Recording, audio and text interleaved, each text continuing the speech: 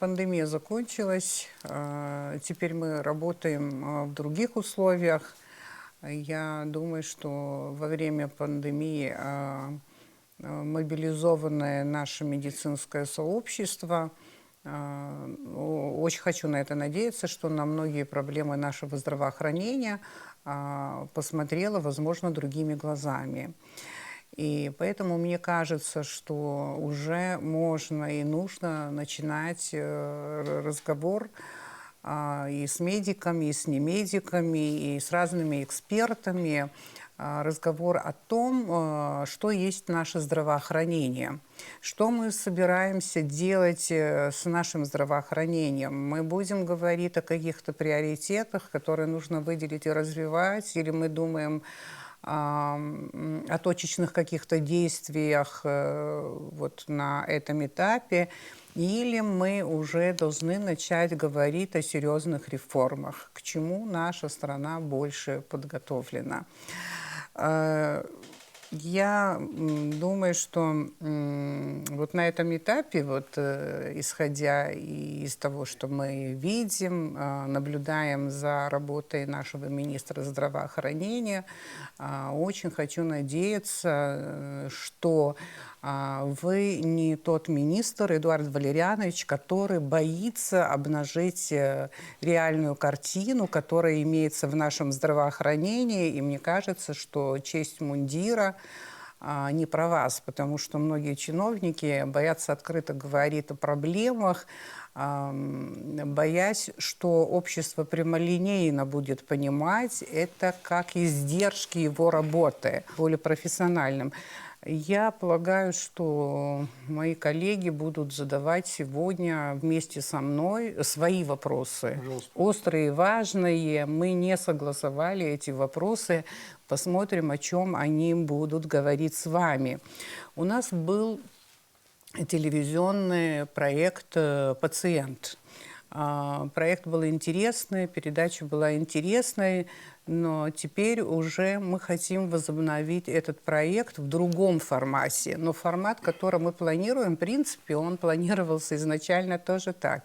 В центре внимания этого проекта должен быть сам пациент. Журналисты не особенно хотят этим заниматься, и они ссылаются на то, что поскольку мы все-таки планируем, идея такова, планируем раскрывать серьезные вопросы, которые существуют в медучреждениях, куда обращаются наши пациенты, но пациенты, они часто жалуются, часто высказывают свое недовольство по поводу получаемых медицинских услуг, но при этом на камеру они не хотят говорить. Они могут позвонить на телевидение, они могут нам написать, они могут при встрече нам пожаловаться и так далее. Вы знаете, в социальных сетях анонимно очень многие пишут и так далее.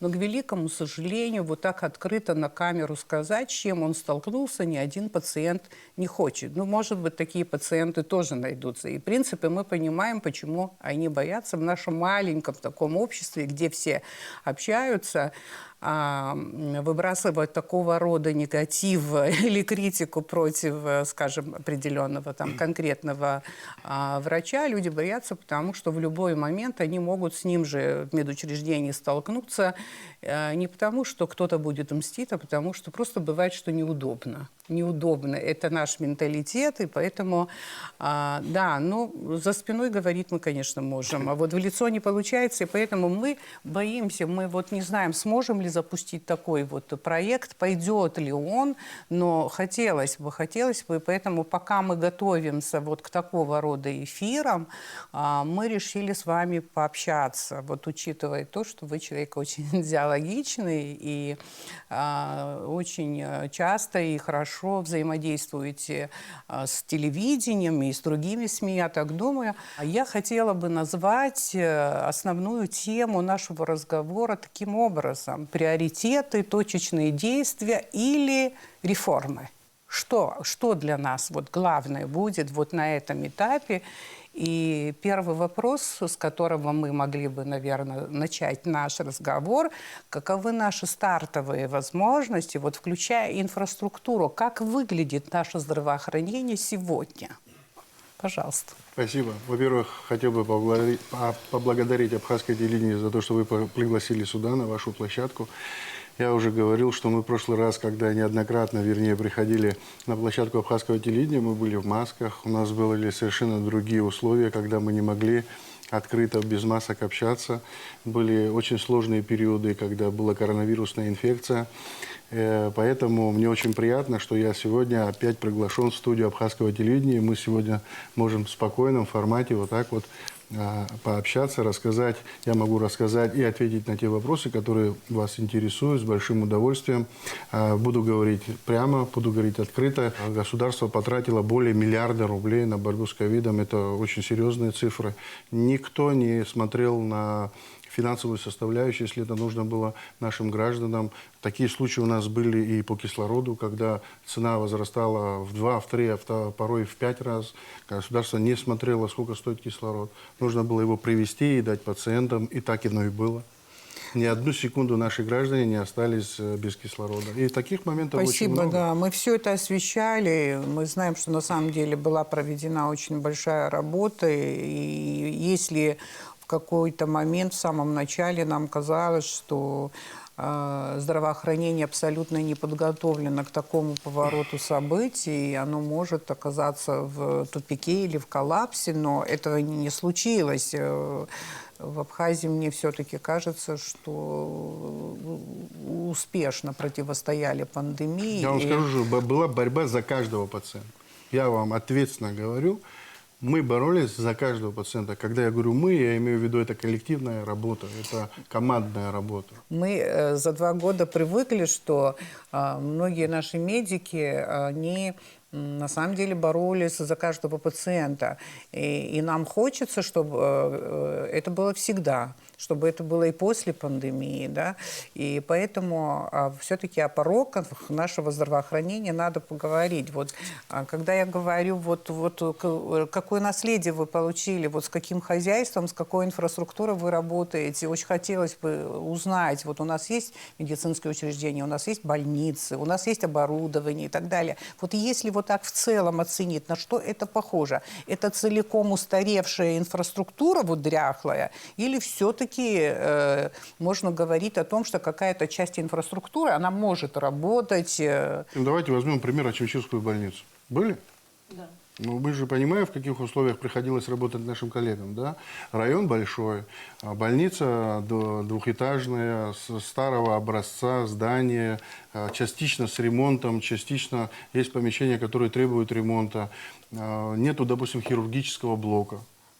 Да, если человек попадает с хирургической патологией, как правило, переводят в профильное учреждение города Сухум. Вот. И так есть в каждом нашем районе, где мы можем какие-то вещи, вот, допустим, наращивать. Есть и кадровый дефицит у нас. Допустим, если будет какое-то оборудование, нету, допустим, специалиста, который может на том или ином виде оборудования работать. Такое же было. Это было же до меня, несколько лет и так далее. Есть вещи, которые, помимо того, что будет оборудование куплено, нужны компетенции того сотрудника, который будет на этом оборудовании работать. И будет работать хорошо. Для того, чтобы люди работали и делали оперативное вмешательство, допустим, возьмем оперативное вмешательство на хорошем достоинственном уровне, у него должно быть хорошее образование, хорошая практика, и он должен работать на этом оборудовании. Все финансирование здравоохранения Абхазии – это государственное финансирование? Ну да, у нас есть программы, которые софинансируются с российской стороны, там по лекарственному обеспечению, по рядам других программ. Эдуард Владимирович, просто я хочу еще раз уточнить, к своему вопросу вернуться. У нас советская система здравоохранения? Вы имеете в виду, что вы имеете в виду под советской системой? Вот какая у нас система здравоохранения, если все финансирование идет из бюджета? А И куда нет вы- никаких коммерческих Ну, давайте я услуг тогда в отвечу. больницах. Да, вообще медицина, она условно бесплатная. Кто-то за эти услуги все равно платит, там, условно говоря, государство. А я считаю, Либо что пациент. у нас должна быть платная медицина тоже. Человек должен выбор, да, или он хочет пойти, заплатить за определенные условия. Допустим, хочет он отдельную палату, хочет он, допустим, отдельные условия, или он хочет того или иного специалиста. Вот почему тема наша тоже озвучена вот таким образом. Точечные действия, точечные, или реформы. Если вы, как министр, уже поняли, что система, которая у нас существует, здравоохранения, она деградирует или деградировала, и вы уже думаете о том, чтобы принять какой-то генеральный план или, как скажем, Мы немного дорожную думаем, карту, мы немного думаем, либо Ирина Ивановна, мы вот уже то, этим что вы вопросом говорите, занимаемся. больше похоже на точечные действия. Я не говорю, что это плохо, точечные действия, но если вы нам скажете, что вот сегодня мы больше готовы, ну, по финансам, по разным таким вот вещам, к точечным действиям, чтобы что-то залатать, что-то исправить, чтобы быстро спасти где-то ситуацию и так далее, я это тоже пойму. Мы просто от вас хотим услышать. Мы думаем о каких-то серьезных реформах здравоохранения или Да. сейчас мы спасаем систему, которая есть? Мы должны сделать плавный переход от той медицины, которая у нас сейчас есть, к платным нормальным услугам. Да? Это не значит, что вся медицина должна быть платная. У человека должен быть выбор для того, чтобы осуществить ту или иную медицинскую составляющую. Это нужно. Весь мир так живет. Кто-то живет по страховой медицине, правильно? В крупных европейских государствах, если человек покупает полис, ну, условно говоря, там, страховку, да, ему оказывается весь спектр медицинских услуг, да, что входит именно в эту страховку. У нас в этом формате страховки нет, правильно? Полис внутренний, абхазский, который, да, он у нас тоже не существует. Да? У нас есть полис гражданина Российской Федерации, который работает на территории Российской Федерации. То есть наши граждане, получающие медицинскую помощь на территории Российской Федерации с помощью полиса. Правильно? Но внутреннего абхазского полиса, страхового и как такового у нас же нет. У нас нет налога на медицину. Нет налога на медицину, как вот в этих же европейских странах, о которых вы говорили, соразмерно доходам граждан, каждый гражданин платит налог на медицину. Из этого и существует вот это медицинское страхование. Допустим, вот у нас фонд обязательного медицинского страхования, который помогает нам по линии онкологии и так далее. Они есть, да, отчисления они идут, но они вообще минимальные отчисления. Но И мы хотим совершенно- обязательного медицинского страхования нет в Абхазии, да? Обязательного для всех. Нет, Чтобы все есть, граждане платили. Ну, отчисления идут, да, но это все равно там небольшой Ну, если у процент. человека заработная плата 50 тысяч, может себе позволить ежемесячно платить, я не знаю, 1000 рублей, как налог на медицину. А у кого поменьше, там, 20 тысяч или 10 тысяч, есть еще и социальное страхование. Вот мы хотим, если вот вы позволите, вот я скажу, вот мы хотим нанять, уже ведется в этом направлении большая работа, специалистов из Российской Федерации, чтобы они нам приехали, разработали все вот эти механизмы, которые мы должны пройти для того, чтобы у нас медицина перешла на другой уровень. Но нам подходит такой стандарт российский, потому что у нас страны разные, количество людей разные, опыт, российский А мы опыт же не нам говорим, подходит. что мы копировать будем российскую систему. Мы это будем адаптировать под местные наши реалии. А израильский опыт нам больше не подходит? Ну, мы вообще Учитывая, что много небольшая стран. Мы страна. же будем работать в этом направлении тоже. Просто опыты разных мировых лидеров в этом направлении тоже будут изучаться. Почему нет? Да. Просто на это все нужно время. Мы сейчас только закончили с ковидом, понимаете, прошло буквально, там еще даже месяца не прошло, да, как мы выписали последнего пациента, дай бог, которого вот в Гудаутском ковидном госпитале. И в этом формате мы тоже сейчас очень активно занимаемся. Я вот в Российскую Федерацию ездил, и мы тоже с коллегами разговаривали на эту тему, что нам нужна, да, медицина, которая вот у нас будет совершенно другая, нежели Наш закон о сейчас. здравоохранении вам в помощь или он просто на бумаге? Ну, он есть, да, есть там очень много несостыковок и в законе о здравоохранении. Вот давайте возьмем ситуацию, когда по медицинским показаниям мы не можем прервать беременность у женщины. надо самое решать. главное, что заложено в этом законе, как я понимаю, у нас по этому закону получается, что медицина бесплатная. Медицина бесплатная. Если вы сейчас, вот уже немножко у вас прозвучало, будете говорить о платной медицине, я вас уверяю, что противников или оппонентов в этом обществе очень много будет. Согласен. Очень Не много. боюсь, что Мне даже кажется, из что... медицинского сообщества в первую очередь, мне так Да, давайте кажется. так. да, и Человек, просто, да, смотрите. люди что поняли, когда вы говорите, что да, есть бесплатная медицина и Да. по закону и так далее, но ситуация показывает, что надо и платные услуги развивать, Вот, то я в есть этом направлении. частную Но платные медицину. услуги, Вот они это же тоже имели есть, в да, виду. платные услуги, и это есть медицина. Человек должен заплатить за эту услугу, которую он хочет получить в индивидуальном порядке, правильно? И есть же выбор у человека. Должен быть выбор. Ну, он и есть Он выбор, есть. да. Надо просто все это правильно регламентировать и дать человеку этот выбор. В этом направлении мы тоже работаем. Это не значит, что завтра она будет вся платная. Вы поймите, что посыл совершенно другой. Есть услуги, которые должны быть платные. Да? Они априори у нас сегодня. Мы же не скрываем, вы же хотите, чтобы мы честно поговорили, правильно? Они же Мы хотим сегодня честно. есть лечебные Да. учреждения, в которых стоит определенно. Пришел, там сделал определенное исследование, надо за это заплатить. Есть такое? Куда заплатить? В кассу или в карман? Давайте так. Получается, что мы обманываем себя, все мы, и кто принимал этот закон, и Я не хочу вот в кто таком формате говорить, что ссылается на кто-то этот закон. обманывает кого-то. Давайте Не, мы себя обманываем, когда мы говорим, что у нас в Абхазии бесплатная медицина. Мы прекрасно понимаем, что параллельно с так называемой бесплатной медициной, очень хотелось бы, чтобы она была бесплатной, конечно, да, но насколько это возможно, это Ну, второй и вопрос. государство- Параллельно неофициальные платежи, они стали уже системой. Ну, Неофициальные эта система, платежи. она не Везде вчера и родилась. всюду Сколько уже люди этой системе платят. лет? Ирина. Ирина Шутовна, это называется благодарность врачу. Мы сегодня Нет. выступаем как адвокаты наших телезрителей. Это то, что обычно говорят, к сожалению, не в лицо, но все-таки обсуждают. Допустим, если там мы сделаем передачу, там вы говорите, вот Ирина Шотовна, что будет там какой-то негатив и так далее, у нас есть социальные сети, где люди спокойно могут писать. Они не могут, допустим, дожидаться выхода той или иной передачи для того, чтобы высказать свое мнение. Они сегодня и сейчас готовы это делать. Анонимно это Пишут. делают. И Они это не анонимно факт, что они пишут. пишут анонимно, они мне пишут и открыто. И от того, что мы получаем обратную связь, мы же тоже реагируем. Мы же понимаем, какие есть острые моменты, какие наболевшие сложности есть. Конечно, Почему человек приходит с жалобой?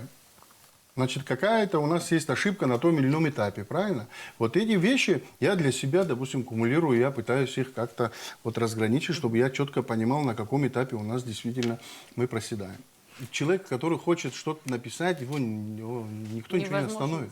Он напишет и придет, и все это Нет, сделает. он напишет, да, но он вот выступит и Может, на вот так вот, телевидении как вы сказать, говорите, на он, камеру, видимо, может, он не скорее скажет, всего, да. не На захочет. камеру не на могу. камеру он не И скажет. потом, во время пандемии, это было кощунственно критиковать врачей. Поэтому такой был высокий рейтинг у врачей. Хочется, чтобы этот рейтинг и авторитет У нас сохранился. в стране очень большой потенциал. У наших коллег, у врачей, вообще всего медицинского сообщества.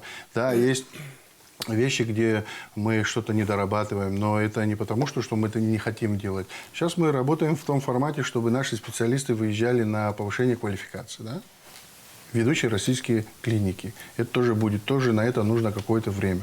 Нужно привести определенные там, допустим, инструменты, там, мы уже в этом тоже направлении, я уже говорил, часто оборудование вот в республиканскую больницу пришло, инструментария, а сейчас больше 1200 штук вторым этапом приходит.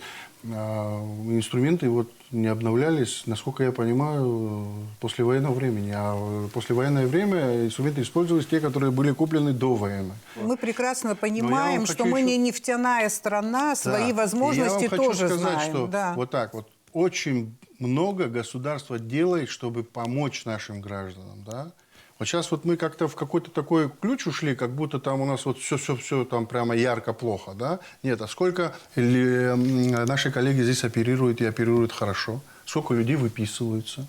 Сколько людей пишут благодарности, просто приходят, обращаются ко мне, и мы отправляем их в российские клиники, даем гарантийные письма, потом эти гарантийные письма по счетам выставляются, и республика оплачивает за все деньги, правильно? И человек приезжает уже благодарный, оперированный. Мы налаживаем личные контакты с российскими коллегами. Все-таки, Эдуард Валерьянович, мы все это знаем. Мы знаем, что, не дай бог, кто-нибудь из нас заболеет, если у нас и средств не будет. Мы знаем, что всегда нам поможете. И поможет государство, это тоже знаю. Но не об этом речь. Я же говорила о том, что мы не будем защищать честь мундира. В принципе, за то, что творится в нашем здравоохранении за много-много-много лет, отвечать не должны вы. Я понимаю, просто, да, речь не об этом. Речь не об этом. Вот мы даже говорили об этих неофициальных платежах. Я сразу же могу встретить, скажем так, недовольство медиков, значит, врачей, которые скажут, вот у нас заработная плата низкая и так далее. Ну, согласна, что заработная плата абсолютно не соответствует тем услугам, которые они должны, и они очень часто, значит, оказывают, я понимаю. Но, с другой стороны, вот представьте себе ситуацию, если такой же аргумент будет приводить учитель, который будет говорить, что у меня заработная плата маленькая, я должна думать о семье, я должна думать о куске хлеба и так далее, и она не будет, учительница или учитель, они будут, вернее, требовать мзду или же получать, не требуя, не знаю как, мзду, вот незаконные какие-то Вот средства вот от своих учеников. Вот медицинская среда, так получилось традиционно, так исторически, вот существует такая проблема, или как институт благодарности, да? Да. Если у меня очень много врачей, которых я очень уважаю и очень люблю и так далее, я хочу поставить вопрос вот по-другому. Я хочу именно, чтобы вы попытались вот отреагировать именно на этот вопрос. Вот медицинское учреждение, ну, стоит, уже разваливается. Не будем указывать, какая больница в таком состоянии сегодня в городе. Но ты приходишь, принимают анализы, люди платят за анализы. Ты приходишь к врачу на осмотр. Никто не уходит, не оставив там копеечку. Люди последние вот оставят и уйдут. Тебе могут сказать, купите вот эти лекарства, Да, тоже с этим мы тоже боремся. понимаю и так далее. И туда могут включить бинт, вату, шприц и так далее. Такое тоже есть.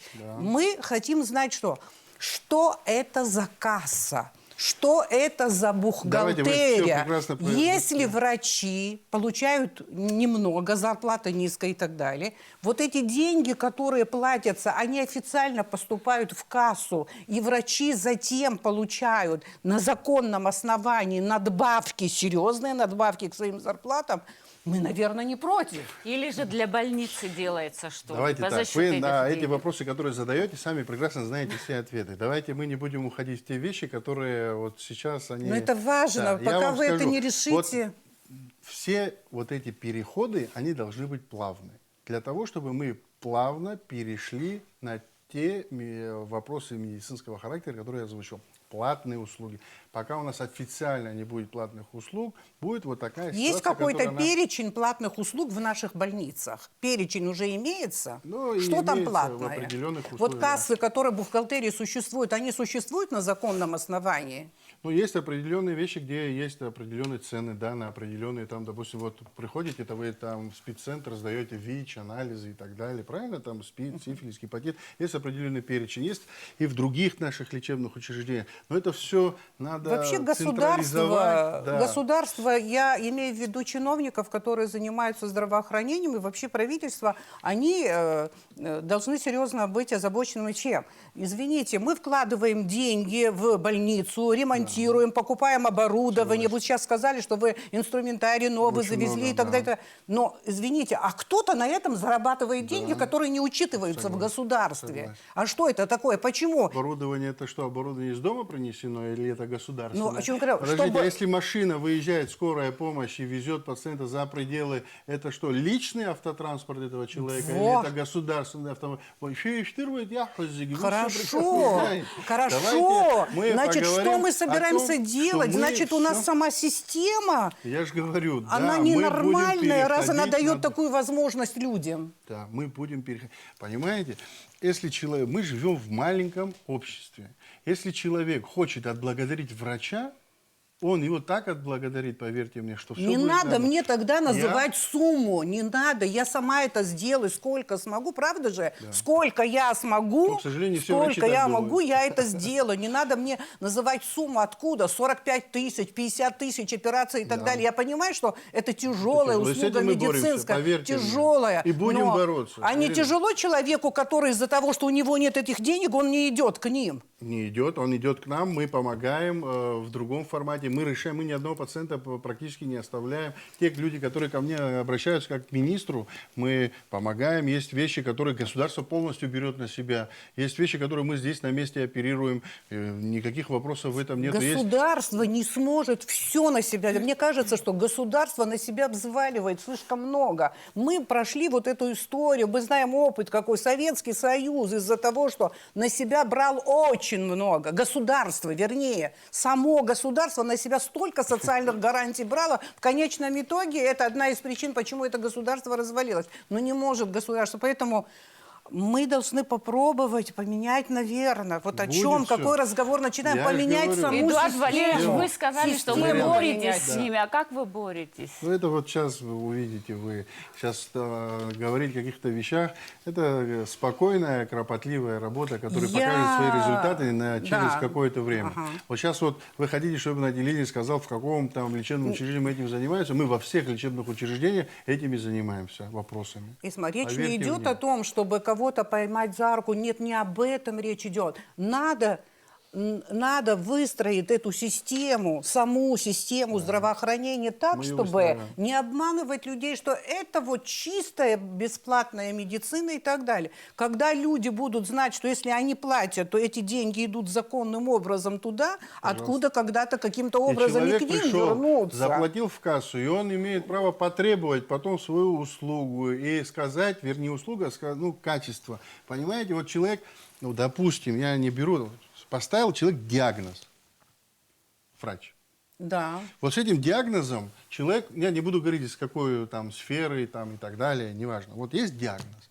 И они пишут, вот выезд за пределы Республики Абхазия. Этот человек собирается, начинает звонить вам, тому, мне, правильно, и так далее.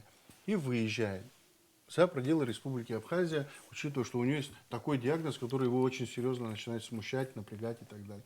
Он приезжает в одну из клиник Российской Федерации, они смотрят и говорят, да у вас все нормально, этот диагноз не подтвердился. И этот человек приезжает на территорию Республики Абхазия обратно, правильно? Он понес финансовые затраты, он уехал, он переживал, он сколько перенервничал, да? А тот врач понес какое-то наказание за то, что его компетенция не та. Вы сами как оцениваете качество медицинских услуг в стране вообще? В целом качество? Ну, я считаю, что есть вещи, которыми мы справляемся хорошо и на достойном уровне, есть вещи, над которыми надо работать. Но есть врачи, которые еще и не хотят учиться. Меня вот это поражает. Может быть, это происходит потому, что люди вообще очень легко стали поступать в медвузы. Очень легко стало. Я помню время, когда, ну, я не знаю, медалисты не могли поступить в медицинский вуз. Медалисты. А сегодня троечники поступают. Троечники, которые имеют амбиции, но талантов никаких вот не имеют. Давайте уйдем чуть-чуть в другую сторону. А сколько вещей было тогда, когда поставили диагноз, приехали в Российскую Федерацию, эти диагнозы подтвердились. На все 100%. И тактика лечения правильная. И сказали, вы знаете, не везите пациента сюда, потому что вы на месте соблюдаете абсолютно правильную тактику лечения. Сегодня не обязательно пациента вывозить. Можно проконсультироваться, дистанционно отправить МРТ-снимки, там, допустим, КТ-снимки, сказать, какие вот назначения. Скажите, пожалуйста, мы отправляем. Вот я лично, мы с разными ведущими вузами контактируем. Никаких проблем в плане консультации у нас нет. Я лично включаюсь для того, чтобы помочь кому-то, если какие-то сложные случаи есть.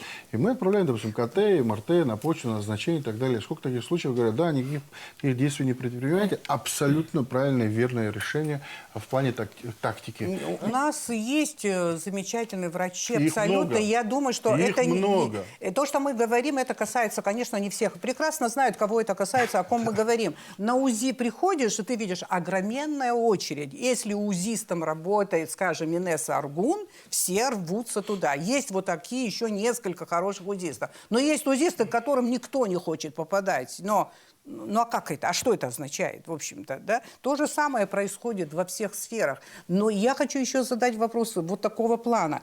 Мы говорим о качественной и некачественной медицине, которая у нас вот как спрут вот в Абхазии. А вот некачественное управление медицинскими учреждениями, больницами у нас десятилетиями бывает, что сидят одни и те же главврачи.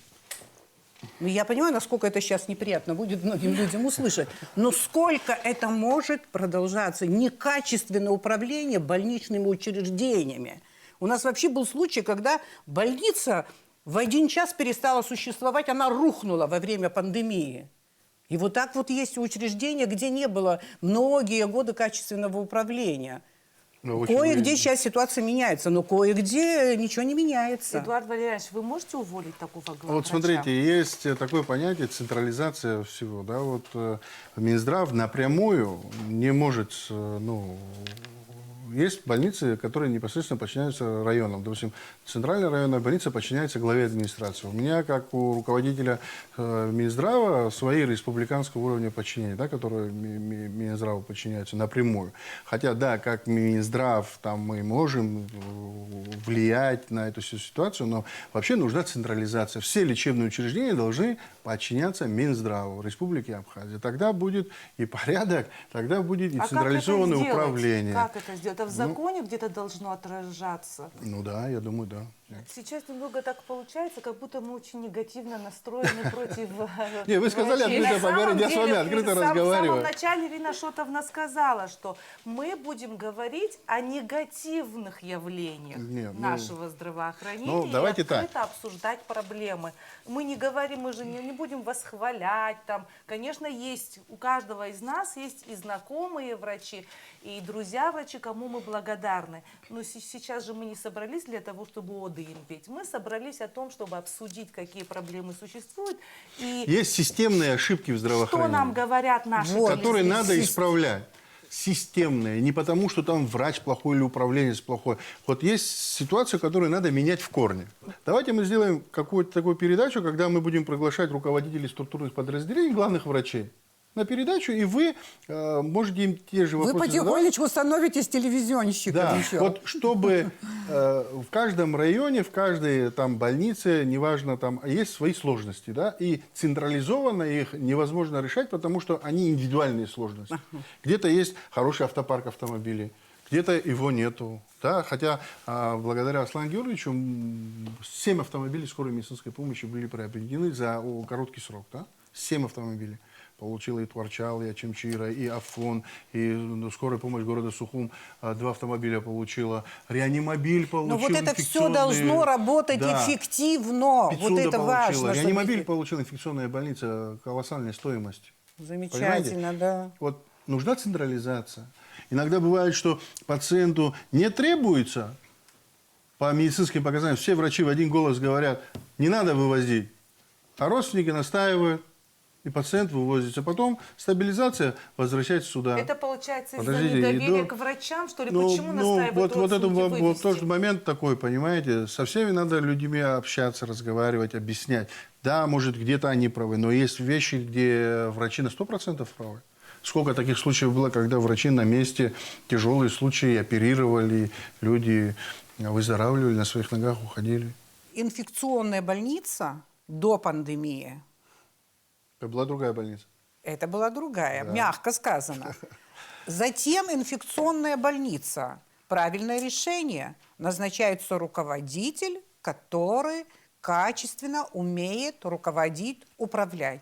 Рядом стала мерия, которая, я помню, очень серьезную дала поддержку. Поддержала Министерство здравоохранения, поддержала правительство. Но вся их помощь ничего не означала бы, если сам руководитель тоже не проявил бы вот эти качества, очень важные. Поэтому... Вы говорите в данном случае про Я к чему говорю? Гуния, за которым пошел коллектив вокруг себя, он сплотил он команду. еще замечательные врачи, которые, даже онкологи, которые работали в условиях пандемии, там в госпитале Гудаутском, когда мы им звонили в любое время дня и ночи, и мы хотели проконсультироваться по поводу каких-то своих знакомых, родственников и так далее, они всегда отвечали на звонки. Они есть. К чему я говорю? Есть вот такая, может быть, это не вся медицинская каста, пусть не обижается, но есть такая каста нравственная, которая готова, мне кажется, исправить ситуацию со здравоохранением.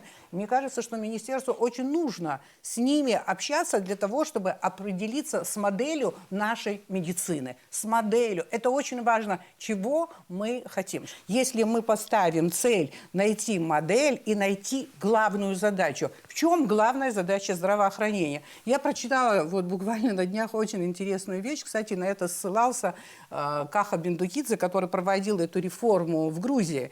Он говорил о том, что вот в древности в деревнях, значит, в Китае были лекари. Значит, что происходило? Семья, каждая семья, что могла, то и носила этому лекарю. Кто цыпленка, кто курицу, кто яйцо и так далее. Кто что мог. И он занимался их лечением. Но если вдруг кто-то из семьи заболел, они перестали ему носить вот эти, ну, как называется, гостинцы. Почему? Потому что он не сделал так, чтобы не заболел вот его подопечный. И поэтому вывод какой? Значит, лекарь понимал, что он должен главным образом не лечить болезнь, которая возникла, понятно, что это нужно, а предупредить болезнь. Вот как они мыслили и как они работали. Для нас тоже, наверное, самое главное сегодня работать на здоровье.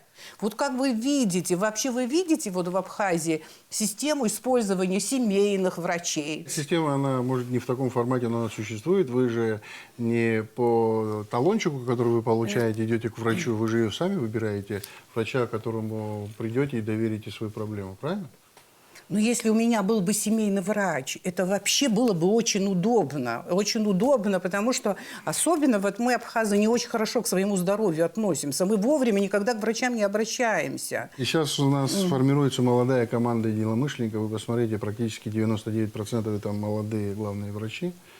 Ну, имеется в виду наших структурных подразделений, да, которые очень достойно себя проявили в ковиде. Позвать потом на следующую передачу или там через АГИ, когда вы посчитаете нужным, главных врачей мы их попросим, чтобы они пришли. Да, кто-то может не захотеть, кто-то любит камеру, кто-то не любит камеру, кто-то там бывает говорит, что Валерий Иванович, я там не публичный человек, мне это там не особо нужно, приятно и так далее. Но всегда можно найти, как-то объяснить человеку, что это не нам нужно, чтобы общество тоже понимало, да, какие идут вещи, какой объем работы вот, колоссальный проводят да. главные врачи на местах. Вот ваше видение пока, вот насколько я понимаю, вы не очень углубляетесь в это, вот в ответе я имею в виду, но вы считаете, что бесплатная медицина, о чем мы говорим, что это обман, мы тоже так считаем, что я на самом деле... Я такое не говорю, что обман, я говорю, что за медицину, за услугу все равно кто-то платит.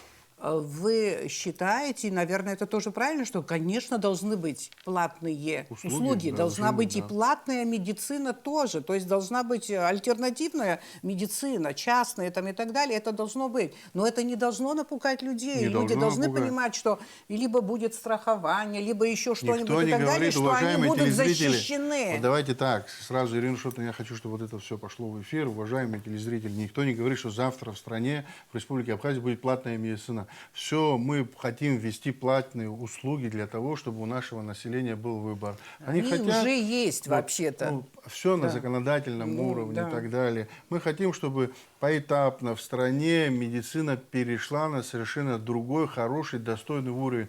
Вот в чем наша задача, а не за то, чтобы там сразу сказать, все это платно. Не так. Наши зрители боятся этого слова «платная медицина». Они ведь тоже должны понимать, что если мы даже за что-то не будем доплачивать, государство в ближайшие точно 10 лет точно не сможет нас обеспечить высокой квалифицированной медицинской помощью. Ирина Федоровна в начале нашей передачи она сказала, что передача «Пациент» у нас планируется. И мы хотели бы в этой передаче поднять тему диспансеризации. Да, пожалуйста. Ввиду того, что... Она нужная ведь. Да, она конечно. нужная, тем более после ковида, когда тот человек, который заболел ковидом, точно нуждается в реабилитации. Будем стараться максимально, это чтобы очень важно. сделать диспансеризацию. Мы сейчас, вот, допустим, для сотрудников хотим вот, сделать, которые непосредственно принимали участие в ковиде. Сейчас антитела хотим посмотреть, как вообще организм реагирует. Потому что этот ковид, он все равно бесследно не проходит, понимаете. Кто-то сегодня очень комфортно себя чувствует, а завтра он говорит, что он ломота в суставах, где-то там болит, кому-то дышать тяжело. Очень много постковидных осложнений, которые мы сегодня тоже видим. И мы уже думаем об открытии отделений постковидных. Медицина и министерство, они не могут каждый день в авральном режиме работать. Поэтому Мне мы вот приятно, почему что о я- системе больше говорим. Да, мне потому приятно, что я здесь находился с моими коллегами, и настолько мобилизовано было медицинское сообщество. Лично я не смотрел на часы. Мы звонили главным врачам, там, сотрудникам в любое время. В любое время, я подчеркиваю, это 2 часа ночи, 5 часов утра, неважно. И такая же была у них обратная связь. Потому что я им сразу сказал, если, ребята, вы видите, что на вашем уровне этот вопрос не решается, звоните мне. Все. Значит, если я не могу решать этот вопрос, я выхожу выше уровня. Вот как раз вот этот вопрос, который меня очень волнует по поводу доступности врача. Ну, доктор, понимаю, устает, ему тоже надо отдохнуть, провести время с семьей. Но когда он ведет пациента, и вдруг пациенту становится плохо, в любом случае отключить телефон и спокойно отдыхать врач не может. Ну, издержки профессии, простите. Но когда у доктора на WhatsApp стоит вот такая аватарка «Меня после 6 не беспокоит», никогда не пойду я к такому врачу. Насколько обязан врач, а может быть даже и главврач в первую очередь, быть в контакте Я с За не знаю, таких- онкологически больного, я вам скажу, вот, буду вредной до конца, за онкологически больную женщину, но это было, не знаю, больше года назад, до врача дозванивалась я. Давайте я вам Она расскажу. умерла. А я вам Она не расскажу могла дозвониться до своего врача. До врача дозванивалась я. Я очень надеюсь, что там другой руководитель сейчас, главный врач, который вот... Человеческий фактор все равно важен, хотя я считаю, что надо сначала систему выстраивать, человеческий фактор. Я надеюсь, что отношение к пациентам там тоже сильно поменяется. В качестве проверки я вчера позвонила в 11 часов.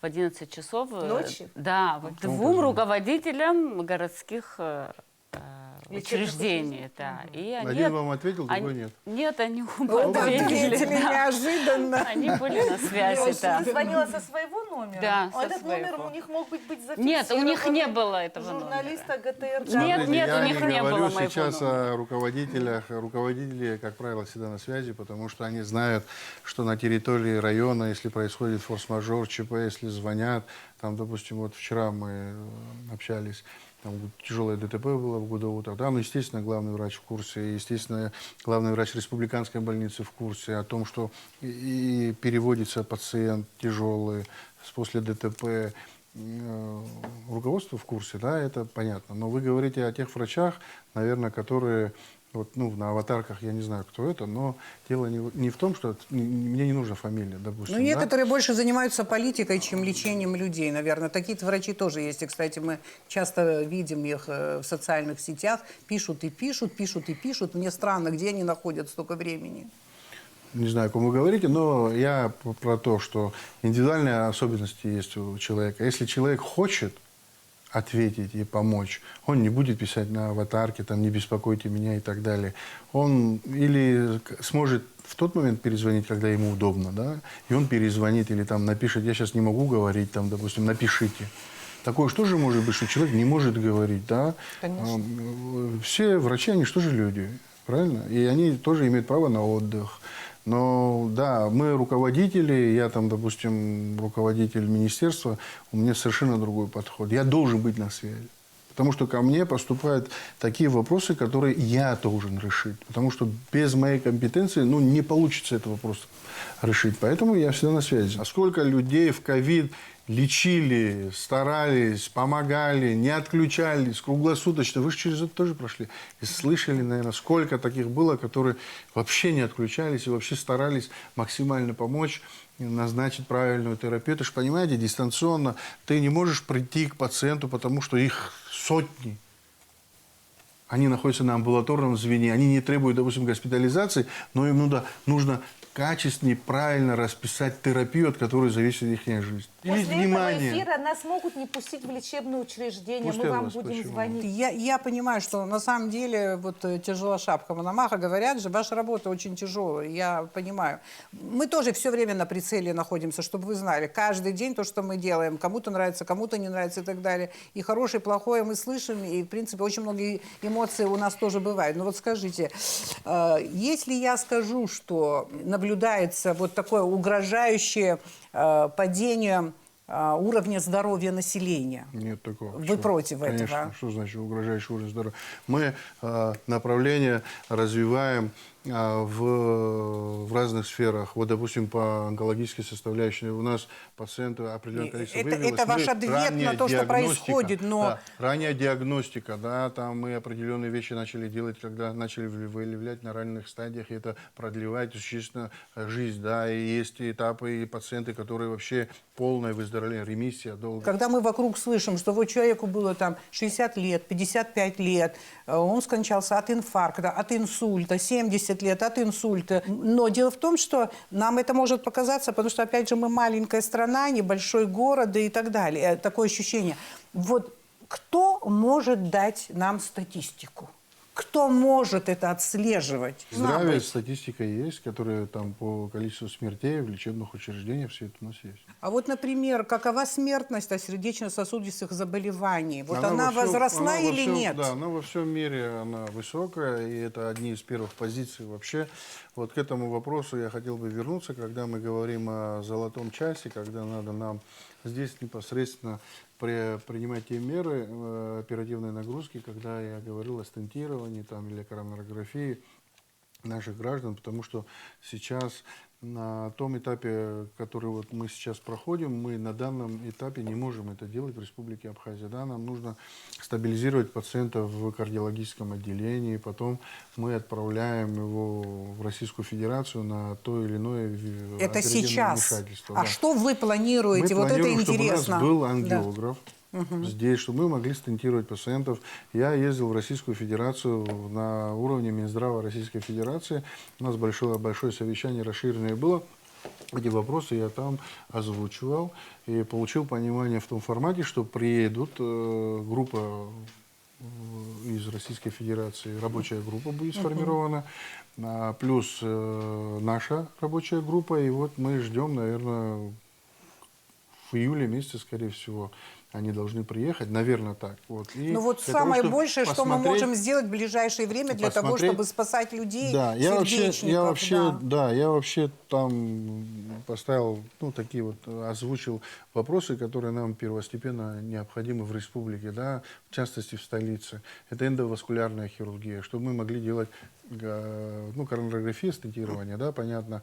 Потом, если постинсультная, да, или там инсульт произошел, также можно зайти в сосуд, остановить кровотечение эндоваскулярным методом, то есть не открытая операция. Это реальные задачи? Можно, это конечно, реальные? мы же этими вопросами занимаемся, да, для того, чтобы эти вопросы мы здесь закрывали. Для этого нам не просто нужен ангиограф, там нужен, допустим, компьютерный томограф, который будет в режиме в сосудистом работать. Там нам нужно, допустим, еще в будущем МРТ, которое... Все это должно быть в едином центре. Да. Это большие финансовые затраты. Это финансово-затратная вещь, да. Если вы ведете статистику, вы наверняка знаете, больше больных онкологически больных или вот все-таки вот сейчас я так вот не скажу, мы же потому что нам кажется, что онкология это вот чуть ли не как пандемия, что очень большое количество людей болеет, и не только в возрасте, но и молодых. Онкология и сердечно-сосудистые заболевания, они всегда в лидерах, да, понятно, что это очень сложные заболевания, да, они всегда присутствовали, всегда во И всех поэтому статистиках. вы их рассматриваете Первоочередные, как да. первоочередные, Конечно. как приоритетные, да? Вот, Очень большое уделяется внимание вообще сейчас онкологической сфере. Мы хотим в будущем попросить руководство заложить на следующий год на определенные финансы для того, чтобы мы улучшили техническую составляющую, чтобы такие виды оперативного вмешательства здесь производились на местах, чтобы наши пациенты не выезжали. Здесь у нас очень достаточно грамотные специалисты есть. Есть вещи, которые они здесь будут делать не хуже, а может того и лучше некоторых других лечебных учреждений. Ну вот тут ранняя диагностика жизненно необходима, когда речь идет об онкологии. Мы точно не сможем победить рак, но выявлять на ранней стадии, наверное, Мы должны сможем. побеждать рак. Это возможно? Медицина, она делает все для того, чтобы эти заболевания побеждались. Но это вот опять же зависит от того, вот как выстроена система здравоохранения, потому что ты постоянно ссылаешься на Израиль, вот я вот больше даже склонна думать о медицине по-кубински, потому что я вот знаю, что наши люди, вот вообще мы социалисты. И у них на самом деле все знают, что бесплатная медицина. И эта медицина не примитивная медицина, это высокотехнологичная медицина кубинская. И что они говорят? Куба – бедная страна. Куба – бедная страна, и она себе не может позволить запускать эти болезни. И чем она занимается прежде всего? Она занимается профилактикой заболеваний. Вот то, что ты говоришь, Израиль, там еще другие государства, Германия и так далее. Почему они проводят профилактику, диспансеризацию и так далее? И почему в Израиле очень мало людей умирает от онкологии? Потому что вот они проводят диспансеризацию, постоянное наблюдение за людьми. Людей заставляют буквально проводить обследования и так далее. Поэтому рано обнаруживают болезни, и они их вылечивают. Поэтому профилактика – это важнейшая часть вот в системе здравоохранения. Диспансеризация на территории Абхазии. Вот дорогостоящая, как-то минимальными расходами Росата мы можем провести диспансеризацию? Мы же это проводили, всегда же это было до пандемии. Ну, какая часть населения была охвачена диспансеризацией? Ездили же в районы, делали рентгеновские снимки, приезжали специалисты и смотрели, и консультировали. Это должно носить не характер компании, а характер системный. Да, поэтому, правильно. скорее всего, надо, наверное, говорить с парламентом тоже, когда будут принимать ваш бюджет новый, и вот чтобы заложить под диспансеризацию. Знаете, потому что всего профилактика важнее всего остального. Что касается больничной сети, скажем, да, вот в Абхазии. Но, понятно, до войны было другое население. Население уменьшилось намного. Мы пытаемся возродить, отремонтировать, задействовать все, что было у нас в советское время. Насколько это правильно? Вот что вы думаете вот об этом? И еще с этим связан вопрос о количестве койко-мест вот в Абхазии. Насколько это вообще реально нам нужно? Я не знаю, стоит ли мест? сейчас это говорить, но давайте, если мы сейчас уже открыто говорим, если посмотреть, как она работает, наша койка, она разве на все 100% работает? Ну, в том-то и дело, больницы пустые стоят, а мы все их ремонтируем и ремонтируем. Для того, чтобы койка работала, она должна работать. Как пришел пациент, соперировался или там получил свою услугу, на определенный день выписался, приехал следующий пациент, лег, и койка работает, правильно? Так вот должно быть. Недавно ваше ведомство печатало информацию, что вы теперь работаете в Гудоу Плаза. Да. У вас нет помещения? У нас есть помещение, которое не отремонтировано. Это вот рядом со скорой помощью, где рядом, здание рядом с парламентом и так далее. Да, несколько Сейчас лет ремонтируется. Нет, не ремонтируется. Оно уже просто стоит, и оно требует ремонта. Министерство здравоохранения, наверное, не может регулировать цены в коммерческих аптеках. Но есть государственная аптека, все-таки у пациента должна быть возможность, мы должны как государство предоставить, чтобы купить лекарства дешевле, чем в коммерческих. Когда оптовые поставщики продают по определенной цене, и наши коллеги сюда, этим бизнесом, занимающиеся аптечным, да, есть сложности тоже в ценовой политике. А у нас нет лаборатории, которая может провести исследование на качество лекарств? У нас нет такой лаборатории. Чтобы Мы просто именно доверяем всю поставщику. цепочку мы проверили тот или иной препарат, Да. я думаю, такой лаборатории нет. Лаборатории. Не в Как вы каждой стране думаете, она есть. качественные у нас лекарства? Мы можем спокойно их покупать? в Ну, аптеке? мы же, когда покупаем те или иные препараты, мы подтверждение, сертификат качества у такого продавца же забираем. Поэтому эти все сертифицированные препараты проходят на территорию Республики Абхазия. А так, в частном порядке, я не знаю. То, что вот государство закупает, за это мы несем ответственность. Вам не интересно средняя продолжительность жизни в Абхазии? Она сокращается или что? Иногда мне кажется, что у нас стариков нет. В последнее время мы находим пожилых людей, Как записываем. сегодня Мы... к нам пациент приехал, 96 лет из села Чгарда. Сколько? Сам Сколько приехал. их? Да, не знаю. Мало. По продолжительности жизни первое место занимает Андорра. Женщины живут больше мужчин. Ну, по-моему, везде Да, женщины 85 живут лет больше живут мужчин. женщины, а 80 Не лет только в мужчины. Андорре. На втором месте Япония, на третьем Сан-Марино, на четвертом Вы меня позвали задать Сингапур. каверзный вопрос, и я Обидно, готов. Думаю, каверзный. в Абхазии Закончились ваши всегда вопросы? были долгожители, но, к сожалению, мы сейчас этим не можем Ваши каверзные вопросы похвастаться. разве закончились? Я готов еще отвечать на У вас есть вопросы? Подумайте. Вопросов очень Ну, много, я но хотела задать по возвращать- тем студентам, которые учатся сейчас по лимитам в российских вузах. Вот они возвращаются. Да, мы хотим Вы можете возвращаться, их трудоустроить всех. Они же Будем должны все-таки да, в отработать. этом направлении мы тоже очень активно работаем. Поверьте мне, вот те специалисты, которые там раньше были востребованы, все хотели быть там, допустим, хирургами, хотели быть акушерами, гинекологами, стоматологами и так далее. Мы сейчас по ординатуре оплачиваем те специальности, которые нам наиболее необходимы. Это узкопрофильные специалисты. У нас очень очень большая проблема с детскими инфекционистами, с детскими реаниматологами.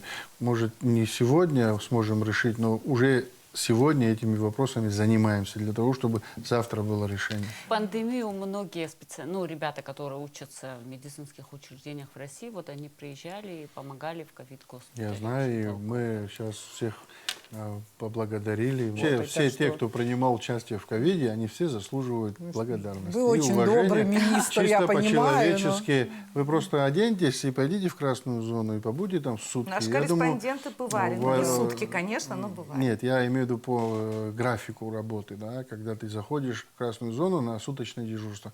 А когда начинался ковид, они уезжали на недельное дежурство. Понимаете? Так что очень большой труд у медицинских работников.